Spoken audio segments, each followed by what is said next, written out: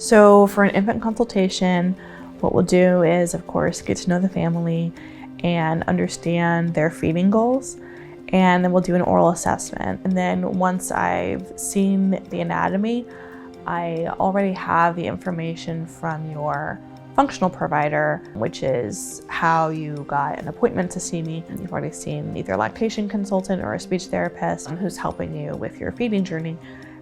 So combining that functional information with the structural exam, looking at the anatomy, is how we kind of determine what next steps should be and if a release would be appropriate for your family. I allow 1 hour for the appointment for patients who already have seen a lactation consultant or functional provider, and that involves the consultation and going through questions, as well as the procedure and feeding afterwards. So before an appointment, we will send you an intake form. And that form is going to go through your feeding journey, your goals, and what's going on with the feeding process and what you're working with your provider with. Once we have that information, then we'll go ahead and schedule your consultation appointment so that we can get more information about your family. So when we're screening, I'm just making sure that I'm looking at doing an oral exam under magnification with good lighting. During the procedure, we would use a CO2 laser.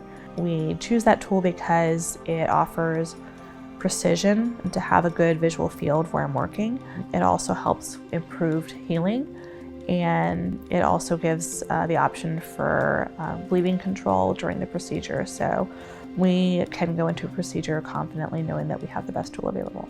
For infants, if we have addressed the functional issues, tethered oral tissues, and we still have goals, sometimes we will involve an ear, nose, and throat doctor to determine if there's anything that we can do to help with nasal breathing. We want families to be empowered to help their children get to a good start. So for patients who are already seeing one of our trusted referral sources, who's familiar with our work, and we come in prepared, knowing about the stretching protocols and having identified our functional need and having lined up all of our post-op appointments with our other providers, those patients often are seeking same-day treatment.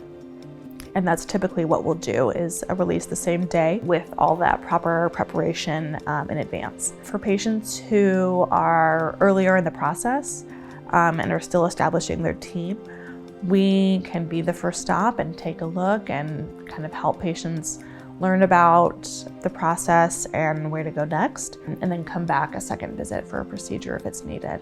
But it's important that we see these functional providers because there may not be a need for a release. It's important that we're identifying issues with latch, any kind of positioning help that may be needed. And this is true for families that are breast or bottle feeding. We want to make sure that we're identifying any kind of functional concerns first before we discuss any kind of procedure.